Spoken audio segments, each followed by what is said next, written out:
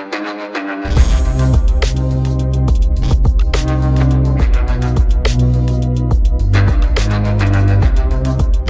Guys, हमारा next lecture इसमें हम लोग पढ़ने वाले हैं एम्पिरिकल फार्मूला।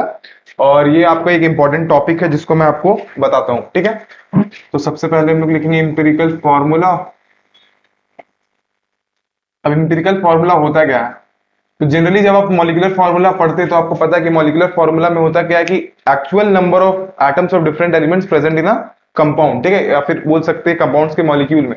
तो एम्पिरिकल फार्मूला भी जस्ट लाइक मॉलिक्यूलर फार्मूला है, बस आप इसमें बोल सकते हैं कि जितने भी एटम्स ऑफ डिफरेंट एलिमेंट्स हैं उनका सिंपल रेशियो में रिप्रेजेंट किया जाता है। जैसे कि हम लोग बोल सकते हैं एम्पिरिकल फार्मूला होता क्या है कि the formula of the given compound described in the simplest ratio of the atoms of different elements that is present in a given molecule of that compound। जैसे कि आप मान लो कि अगर किसी का मॉलिक्यूलर फॉर्मूला जैसे हम लोग बोलते हैं C2H6 है। ठीक है, तो अगर मान लो इसका इंपेरिकल फॉर्मूला ये आ सकता है, CH3 भी आ सकता है। ठीक है, तो अगर आप इसमें देखें तो एक्चुअल मॉलिक्यूलर फॉर्मूला C2H6 है, पर इसका इंपेरिकल फॉर्मूला क्या है, CH3। कुछ भी आ सकता है, अभी मेरे को पता नहीं, बस हम आपको एक एग्जांपल के तौर पे बता रहे हैं। इसको बताने के लिए हम लोग आपको एक एग्जांपल से मतलब क्वेश्चन करके इसको ज्यादा अच्छे से बता सकते हैं, तो वो ज्यादा अच्छा रहेगा। फिर एक टर्म आता है एन। एन का वैल्यू आपको याद रखना है। एन जो होता है वो होता है molecular formula mass, molecular formula mass, molecular formula mass by empirical formula mass, empirical formula mass. इस टर्म का यूज पड़ता है बहुत सारे क्वेश्चंस में जहां पर हम लोग को इंपेरिकल फॉर्मूला निकालना पड़ता है या फिर मॉलिक्यूलर फॉर्मूला निकालना पड़ता है। ठीक है, तो हम लोग ज्यादा इस पे डिस्कस करके नहीं, हम लोग डायरेक्टली क्वेश्चन सॉल्व करते हैं जिससे आपको क्लियरली समझ में आ जाएगा। ठीक है, तो क्वेश्चंस आपके स्क्रीन पे है। क्वेश्चन ये बोल रहा है कि इसमें सोडियम का जो वैल्यू है या फिर सोडियम का जो परसेंटेज है वो कितना है आपका 43.4%। ठीक है, उसके बाद हमारा जो कार्बन का जो परसेंटेज है वो कितना है 11.3%। और जो हमारा ऑक्सीजन का जो परसेंटेज है वो कितना है 45.3%। ठीक है, तो ये टोटल मिला के हो गया आपका 100%। ये जो कंपाउंड है बोल सकते हैं कि 3 एलिमेंट से मिलकर बना हुआ, जिसमें सोडियम, कार्बन और ऑक्सीजन का इतना परसेंटेज है। अब अगर आपको इसका एम्पिरिकल फॉर्मूला निकालना तो आपको क्या करना पड़ेगा कि कॉलम्स बनाना पड़ेगा। ठीक है, तो कॉलम बनाने के लिए हम लोग क्या करेंगे, हम लोग कितना कॉलम बनाना है, सबसे पहले कॉलम में हम लोग को लिखना है एलिमेंट्स। ठीक है, दूसरे कॉलम में हम लोग को लिखना है परसेंटेज कॉम्पोजिशन, तीसरे कॉलम में हम लोग को लिखना है एटॉमिक मास, चौथे कॉलम में हम लोग को लिखना है एटॉमिक रेशियो, और पांचवें कॉलम में हम लोग को लिखना है सिंपलेस्ट रेशियो। ठीक है, तो एलिमेंट्स यहाँ पर 3 है, आपका सोडियम है, कार्बन है और क्या है, ऑक्सीजन है। इसका परसेंटेज कितना है 43.4, इसका है 11.3, इसका है 45.3। इसका यूज हो गया तो इसको हम लोग मिटा देते हैं। अब आपको पता है एटॉमिक मास, मैंने आपको पहले ही बोला था कि आप कम से कम 20 तक एटॉमिक नंबर याद रखिए, और अगर आप 11-12 के स्टूडेंट है तो आपको कम से कम 30 तक तो याद रखना ही रखना है। ठीक है, तो सोडियम का जो एटॉमिक मास होता है वो आपको होता है 23, कार्बन का जो एटॉमिक मास होता है 12 और ऑक्सीजन का एटॉमिक मास होता है 16। तो अगर आपको एटॉमिक रेशियो निकालना तो आप क्या करेंगे, percentage composition bye atomic mass कर दीजिए। तो यहाँ पर अगर आप 43.4 बाई 23 करेंगे तो लगभग आपका वैल्यू आएगा 1.89। ठीक है, उसके बाद अगर आप 11.3 को डिवाइड करते हैं 12 से तो आपका जो वैल्यू आएगा 0.94। उसके बाद अगर आप 45.3 को अगर 16 से डिवाइड करते हैं तो इसका वैल्यू आ जाएगा 2.83। ठीक है, तो ये आपका आया एटॉमिक रेशियो। अब आप एटॉमिक रेशियो में सबसे स्मॉलेस्ट वैल्यू देखिए, जैसे कि हमें इस तीनों में स्मॉलेस्ट वैल्यू हमारा क्या है 0.94।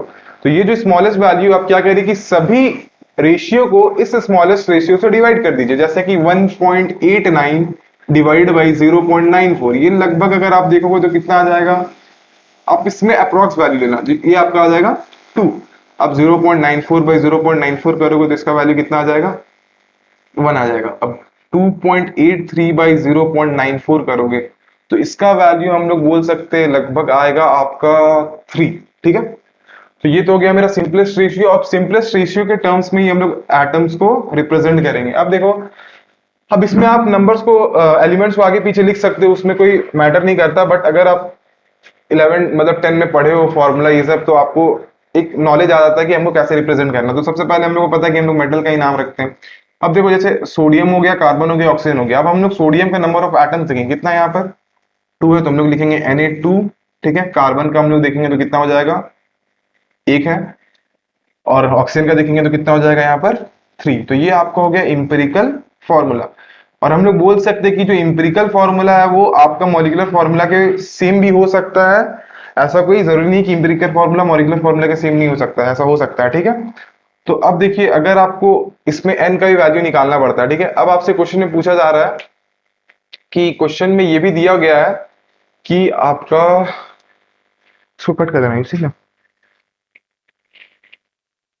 क्वेश्चन में ये दिया गया है कि इस कंपाउंड का जो मॉलिक्यूलर फॉर्मूला है, मॉलिक्यूलर मास ऑफ जो कंपाउंड है, मॉलिक्यूलर मास ऑफ कंपाउंड दे दिया गया आपका कितना,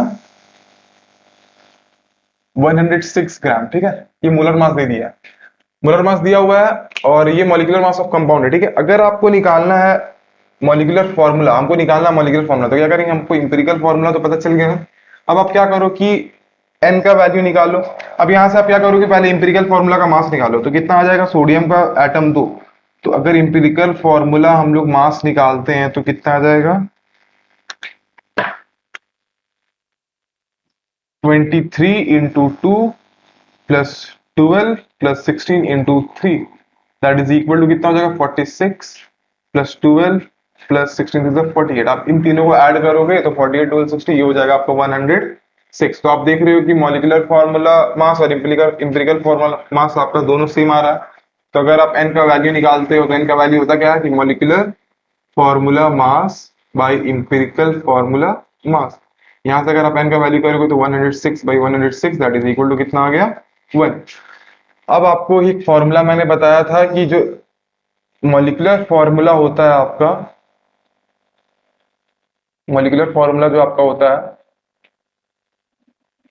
वो आपका होता है n इंटू इंपेरिकल फॉर्मूला। ठीक है, तो आप यहाँ पर क्या करो, जितना जो आपका इंपेरिकल फॉर्मूला Na2CO3, आप इसको कितने से मल्टीप्लाई कर दोगे, 1 से। तो 1 से मल्टीप्लाई करोगे तो कोई फर्क पड़ेगा नहीं। तो इससे हमको ये पता चल रहा है कि मॉलिक्यूलर फॉर्मूला इंपेरिकल फॉर्मूला दोनों आपका क्या है, सेम है। तो ऐसे हम लोग इंपेरिकल फॉर्मूला निकाल सकते हैं और मॉलिक्यूलर फॉर्मूला भी निकाल सकते हैं। तो ये एक तरीका था।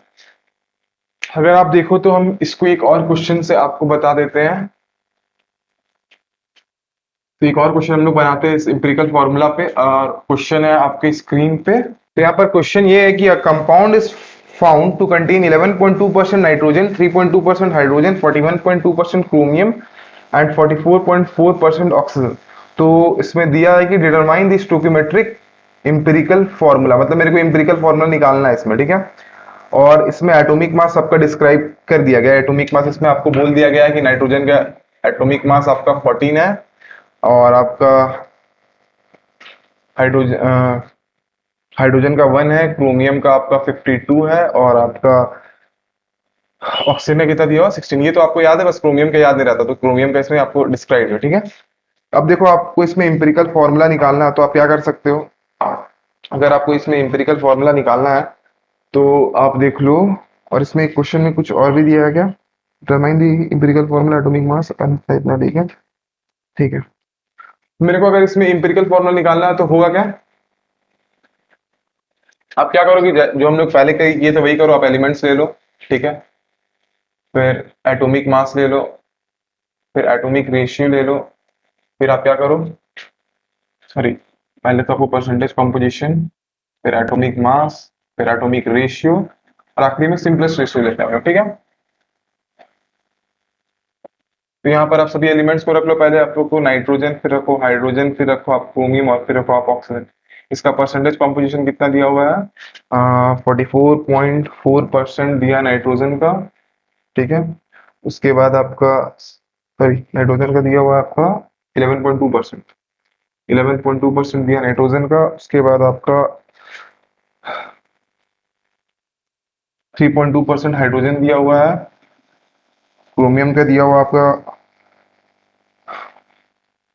41.2%, और आपका ऑक्सीजन का दिया हुआ 44.4%। ठीक है, ये तो आपका सारा परसेंटेज हो गया। अब आप क्या करो, वही स्टेप करो जो हम लोग पहले कर रहे थे। ठीक है, तो इसमें आप क्या करो, नाइट्रोजन का एटॉमिक मास कितना होता है 14, हाइड्रोजन का कितना होता है 1, क्रोमियम में कितना होता है 52 और ऑक्सीजन में कितना होता है 16। तो अब क्या करो कि एटॉमिक रेशियो निकालो। एटॉमिक रेशियो को निकालने के लिए हम लोग percentage composition bye atomic mass करते हैं। तो अगर आप 11.2 बाई 14 करते हो तो इसका वैल्यू लगभग 0.8 के बराबर आता है, ठीक है। अब अगर आप 3.2 बाई 1 करोगे तो इसका वैल्यू तो 3.2 ही आएगा। 41.2 बाई 52 करोगे तो इसका वैल्यू लगभग 0.8 के बराबर आता। और अगर आप 44.4 करोगे तो इसका वैल्यू लगभग 44.4 बाई 16 करोगे तो इसका वैल्यू लगभग 2.8 के बराबर आता है, ठीक है। इसको निकालने के बाद आप क्या करोगे, सिंपलेस्ट रेशियो निकालो। सिंपलेस्ट रेशियो निकालने के लिए आपको सबसे छोटा वैल्यू देखना था, तो सबसे छोटा वैल्यू 0.8 ही है दोनों केस में, किसी भी कोई 0.8 बाई 0.8 करोगे तो वैल्यू कितना आ जाएगा 1। 3.2 बाई 0.8 कर दोगे वैल्यू कितना आ जाएगा आपका 4। 0.8 बाई 0.8 कर दोगे तो वैल्यू आ जाएगा 1 और 2.8 बाई 0.8 कर दोगे तो वैल्यू आपका लगभग आ जाएगा बोल सकते हैं 3 बोल सकते हैं 3.5 आता है, सॉरी हाँ 3.5 आएगा, ठीक है। तो इसका रेशियो आ गया आपका 3.5। अब आप क्या करो कि अगर आप लिखोगे इसका इंपेरिकल फॉर्मूला, ठीक है, तो इंपेरिकल फॉर्मूला इसका क्या आ जाएगा, नाइट्रोजन हो गया कितना आपका 1, ठीक है। हाइड्रोजन कितना हो गया 4, क्रोमियम कितना हो गया 1 और आपको ऑक्सीजन कितना हो गया 3.5 को हम लोग लिख सकते हैं 7/2, ठीक है। तो ये तो आपका हो गया एम्पिरिकल फॉर्मूला। लेकिन अगर आप यहाँ पर आपको दिख रहा है रेशियो होल नंबर में, तो हम लोग मतलब कि फ्रैक्शन में, तो हम लोग फ्रैक्शन में इस रेशियो को लिखेंगे नहीं। तो फ्रैक्शन में नहीं लिखेंगे तो हम लोग क्या करते हैं, इसको सिंपली हम लोग मल्टीप्लाई कर देंगे 2 से, ठीक है। 2 से मल्टीप्लाई करेंगे तो जो नया फॉर्मूला जगह पर क्या आ जाएगा N2H8Cr2O7, ठीक है। तो ये तो आपका हुआ इंपेरिकल फॉर्मूला, ठीक है। तो ऐसा एक मॉलिक्यूल होता है जिसको हम लोग ऐसा एक मॉलिक्यूल होता है, लेकिन इसमें जो इंपेरिकल फॉर्मूला में जो दिख रहा है इस वे में रिप्रेजेंट नहीं करते हैं। जो एक्चुअल वे में रिप्रेजेंटेशन रहता है वो आपका इस तरीके से रहता है NH2 4Cr2O7, ठीक है। इसका ये मॉलिक्यूलर फॉर्मूला होता है। तो इंपेरिकल फॉर्मूला हम लोग इस वे में निकालते हैं। ये था आपका इंपेरिकल फॉर्मूला, हम लोग कैसे निकालेंगे।